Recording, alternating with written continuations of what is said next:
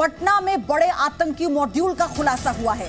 पटना से एक और संदिग्ध की गिरफ्तारी हुई है, यानी पुलिस ने अब तक इस पूरे मामले में 3 लोगों को गिरफ्तार किया है। फुलवारी शरीफ से अब तक 3 गिरफ्तारियां हो चुकी हैं, यानी फुलवारी शरीफ में पुलिस की छापेमारी जारी है और लगातार जो दस्तावेज मिलाए हैं उसके मिलने के बाद और दस्तावेजों को खंगाला जा रहा है। पीएफआई का झंडा आप देख रहे हैं और कैसे इन दस्तावेजों में साफ तौर पर यह लिखा हुआ था कि 2047 तक भारत को इस्लामिक देश बनाया जा सकता है, बशर्ते हमें इसमें एकजुट होकर मिलकर काम करना होगा। पीएफआई ने इन सभी आरोपों से इनकार किया है।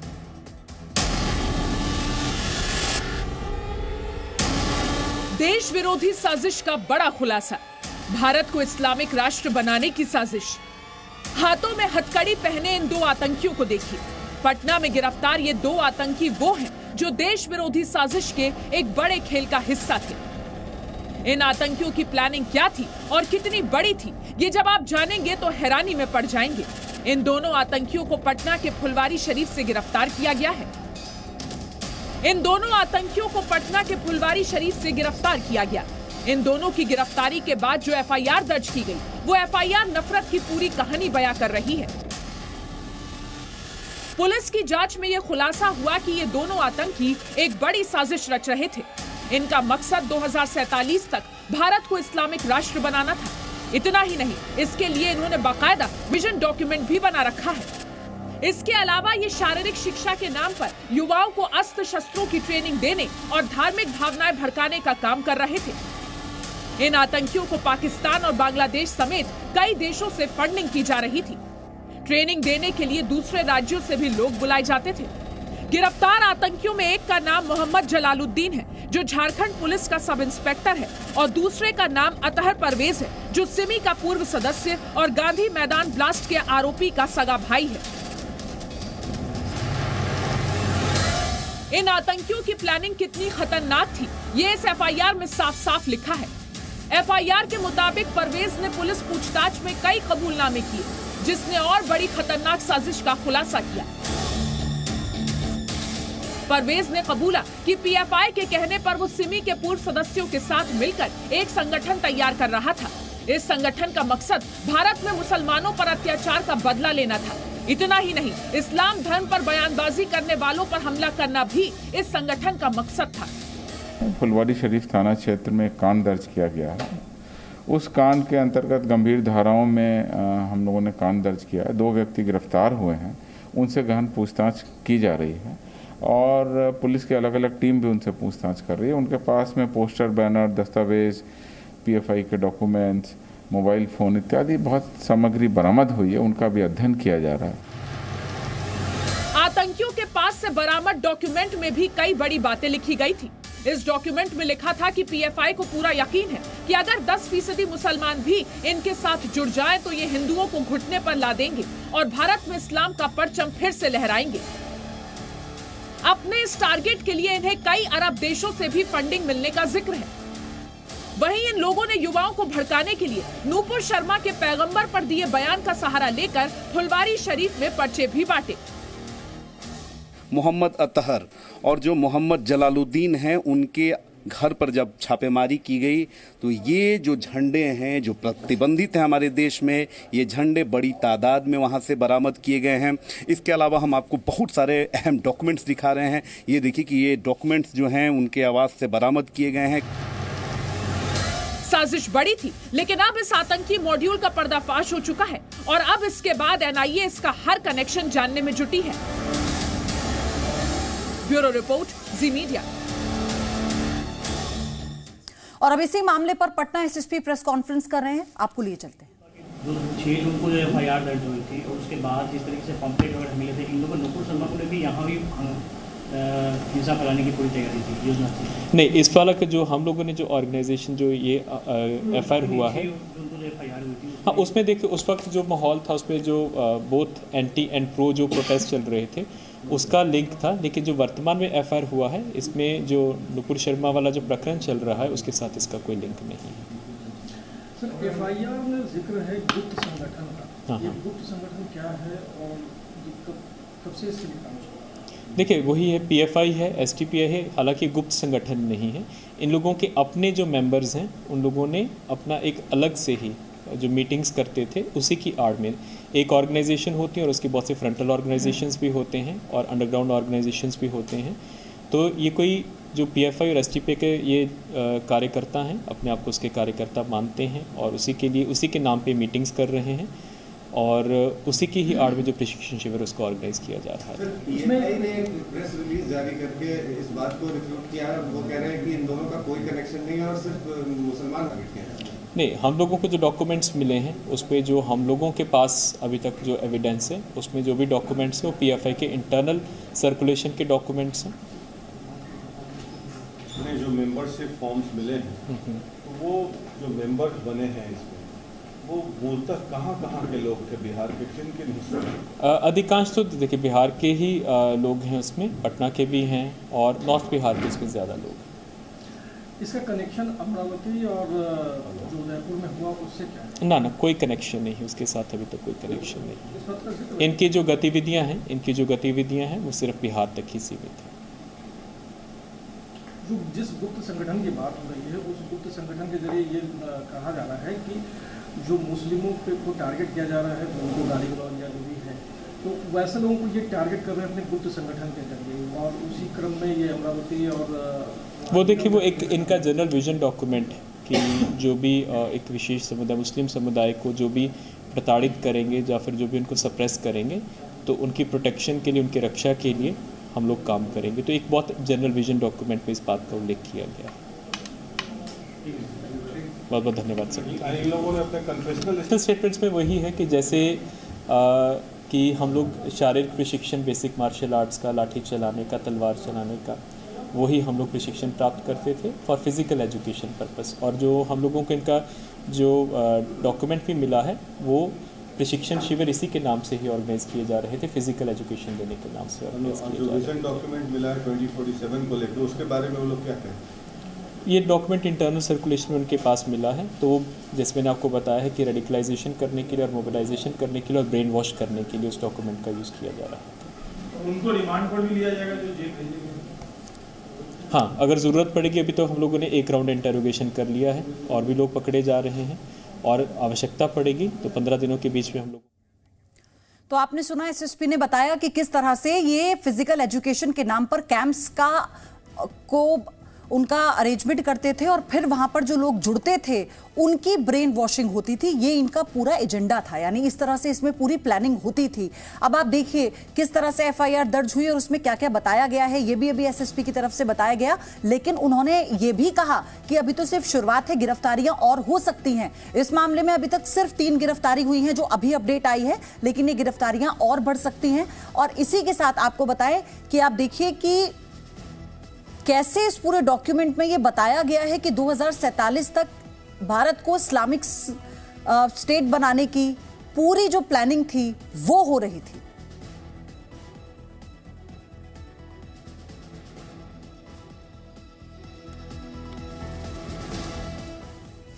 एक और बड़ी खबर, खुलासे पल फुलवारी के एएसपी का बयान आया है। कई राज्यों में ट्रेनिंग लेने आए थे लोग, ये उन्होंने बताया है। और साथ ही इसमें तमिलनाडु, केरल के लोगों ने ट्रेनिंग ली थी, ये जानकारी भी एएसपी की तरफ से दी गई है। 2 महीने से मीटिंग चल रही थी। आप सोचिए इस मीटिंग के दौरान किस तरह से जो लोग बाकी राज्यों से ट्रेनिंग लेने आए थे उन्हें भी जिम्मा दिया जा रहा था कि उन्हें अपने राज्यों में वापस जाकर कितने बड़े लेवल पर इस पूरे शिविर का जो है उसे ऑर्गेनाइज करना है, इसका आयोजन करना है, इसमें ज्यादा से ज्यादा लोगों को जोड़ना है। अब आपको बताते हैं कि इसके तार किस किस से जुड़े हुए हैं, यानी कहां कहां पर हैं, किन किन राज्यों तक हैं।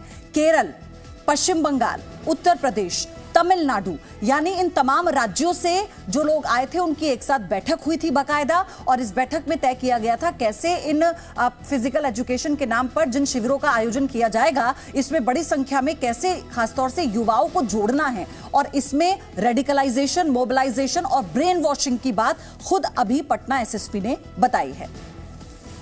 ये जो खुलासा हुआ है बेहद चौंकाने वाला, बेहद अहम, कैसे इसे अंजाम दिया आपने?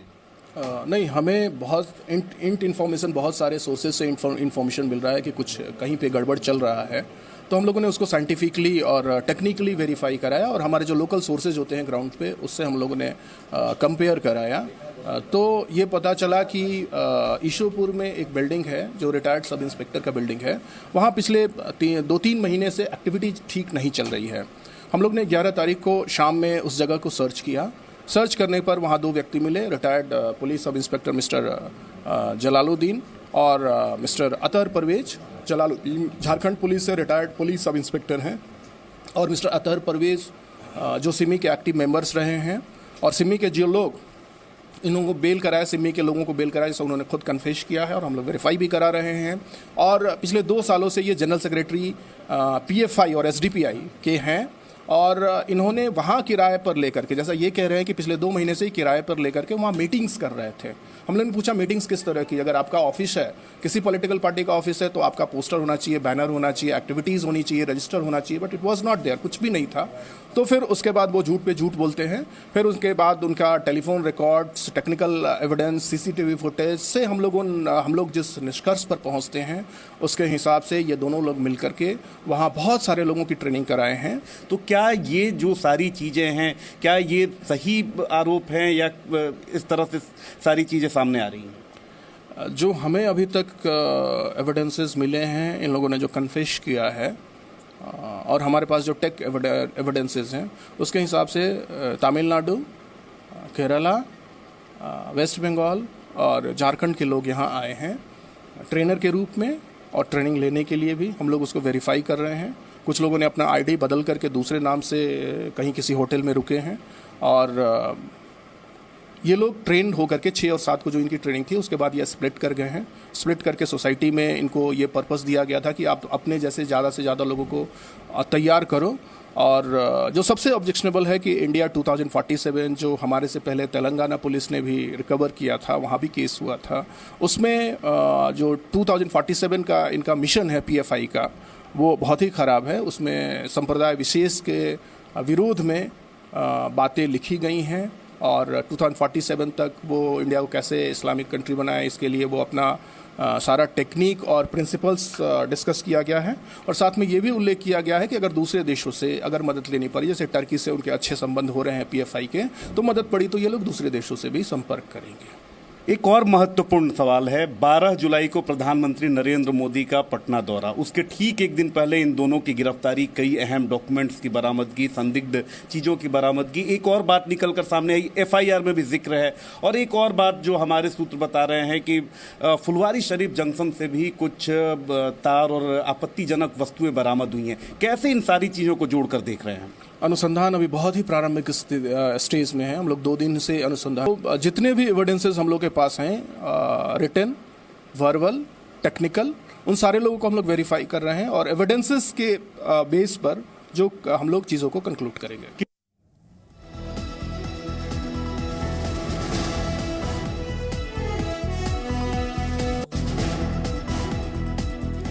तो FIR में क्या खुलासा हुआ, यानी आतंकी परवेज का जो कबूलनामा है उससे क्या बड़े खुलासे हुए, अब ये आप समझिए। सिमी के सदस्यों के साथ गुप्त संगठन तैयार किया जा रहा था, PFI के आदेश पर काम हो रहा था, मुस्लिमों पर अत्याचार का बदला लेने के मकसद से इस्लाम के खिलाफ बोलने वालों पर हमले की प्लानिंग की जा रही थी बाकायदा। तो आप देखिए कि ये बहुत बड़े खुलासे हैं, कैसे कई राज्यों से लोग आते हैं, यहाँ पर बाकायदा बैठक होती है, उन्हें PFI की तरफ से निर्देश मिलता है। और आपको ये भी बताएं कि PFI के डॉक्यूमेंट में क्या लिखा हुआ है ये भी आप जानिए। PFI को पूरा यकीन है कि अगर 10% मुसलमान भी इनके साथ जुड़ जाएं तो ये हिंदुओं को घुटने पर ला देंगे और भारत में इस्लाम का परचम फिर से लहराएगा। अब आप सोचिए कि ये डॉक्यूमेंट में बाकायदा लिखा हुआ है, जिसके बाद से परवेज ने जो खुलासे किए वो चौंकाने वाले हैं और एक बड़ी चुनौती भी।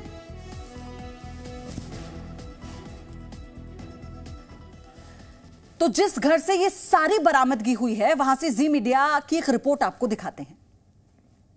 जलालुद्दीन के आवास पर भी हम पहुंचे थे। वहां के लोगों का कहना है कि उन्हें विश्वास नहीं हो रहा है, लेकिन पुलिस ने क्यों कार्रवाई की और जांच एजेंसियों ने क्यों कार्रवाई की, ये पूरी कार्रवाई दरअसल साक्ष्य के आधार पर की गई है, सबूत उनके खिलाफ मिले। देखिए कि मोहम्मद अतहर और जो मोहम्मद जलालुद्दीन हैं, उनके घर पर जब छापेमारी की गई तो ये जो झंडे हैं जो प्रतिबंधित हैं हमारे देश में, ये झंडे बड़ी तादाद में वहाँ से बरामद किए गए हैं।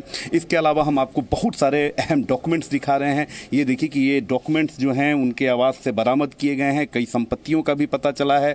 और सबसे अहम बात है कि पाकिस्तान से लेन देन की बात सामने आई है। तकरीबन 85 लाख रुपए का ट्रांजैक्शन हुआ है। तो जाहिर सी बात है कि जब सारे साक्ष्य मिले, सारी जो सबूत हैं उन्हें परत दर परत जोड़ा गया और तब जाकर आईबी, इसके अलावा एटीएस की बात करें, स्थानीय पुलिस की बात करें, उन्होंने ये कार्रवाई की है और इन सभी लोगों को सलाखों के पीछे डाला गया है। तो इन बड़े खुलासों के बाद अब पीएफआई की सफाई भी आपको बताते हैं। बिहार पुलिस का आरोप मनगढ़ंत है, ये पीएफआई का कहना है। पीएफआई ने कहा कि फर्जी दस्तावेज दिखा रही है बिहार पुलिस, इनकी सत्यता एकदम नहीं है। आतंकी साजिश की मनगढ़ंत कहानी कह रही है पटना पुलिस। पीएफआई के खिलाफ अंतर्राज्यीय साजिश की जा रही है। देश के कानून का सम्मान करती है पीएफआई और पीएफआई को बदनाम करने का ये षड्यंत्र है।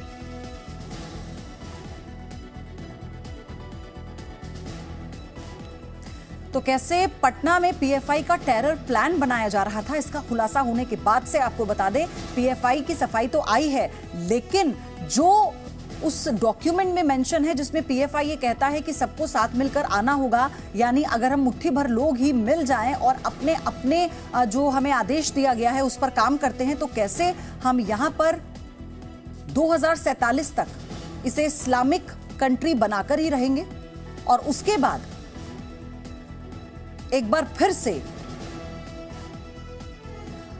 अब भारत को इस्लामिक स्टेट बनाने का जो प्लान है, अब आप देखिए कि क्या कहा जा रहा था। पीएफआई सिमी कट्टरपंथी संगठन, अगर आप इन्हें जोड़ दें तो 2047 तक इस्लामिक स्टेट बनाने का प्लान इनका था, क्योंकि जो मीटिंग हुई है उससे बड़ा खुलासा हुआ है। इसमें तमिलनाडु भी है, उत्तर प्रदेश भी है और भी कई राज्य हैं जहां से लोग बाकायदा पहुंचते हैं, मीटिंग होती है और मीटिंग में यह तय होता है कि किस तरह से बाकी राज्यों में इसके पैर पसारे जाएंगे, यानी बाकी राज्यों में कैसे इसे और बढ़ाया जाए। तो उसका जरिया ये निकालते हैं इस बैठक में, आप इसको समझिए। उसका जरिया निकाला जाता है कि क्यों ना फिजिकल एजुकेशन के नाम पर कैंपों का आयोजन किया जाए। फिजिकल एजुकेशन में इसमें कई तरह की चीजें सिखाई जाएंगी लोगों को, जैसे बाकायदा आर्मी की ट्रेनिंग भी होती है, उसमें जो उसमें शुरुआती ट्रेनिंग में जो चीजें सिखाई जाती हैं। और साथ ही इसमें यह भी बताया गया कि इसमें जब युवा ज्यादा से ज्यादा भाग लेंगे तो वही युवा हैं जिनका ब्रेन वॉश किया जाएगा। रेडिकलाइजेशन की बात इसमें की गई, ब्रेन वॉशिंग की बात इसमें की गई, तो उसके जरिए इनका जो प्रचार प्रसार है वो ज्यादा होगा। और इसीलिए कहते हैं, इसीलिए डॉक्यूमेंट में मेंशन था कि 2047 तक ये अपने मंसूबे में कामयाब हो जाएंगे। और जो परवेज ने खुलासे किए हैं, एफआईआर में जो बातें कही गई हैं, वो अपने आप में चौंकाने वाली हैं। और साथ ही अभी गिरफ्तारियों का सिलसिला सिर्फ शुरू हुआ है, क्योंकि जलालुद्दीन परवेज के बाद अब तीसरी गिरफ्तारी हो चुकी है। कुल मिलाकर 3 गिरफ्तारियां हो चुकी हैं और अब और आगे भी कई गिरफ्तारियां हो सकती हैं, इस बात से भी इनकार नहीं किया जा सकता। क्योंकि जिन लोगों को मीटिंग में बुलाया गया था, जो लोग इस मीटिंग का हिस्सा थे, अब बाकी राज्यों की पुलिस से भी पटना पुलिस संपर्क कर रही है ताकि उन लोगों का भी पता लगाया जा सके कि इस बैठक में, इस मीटिंग में कौन कौन आया था और उन्हें क्या क्या जिम्मेदारी पीएफआई की तरफ से दी गई थी।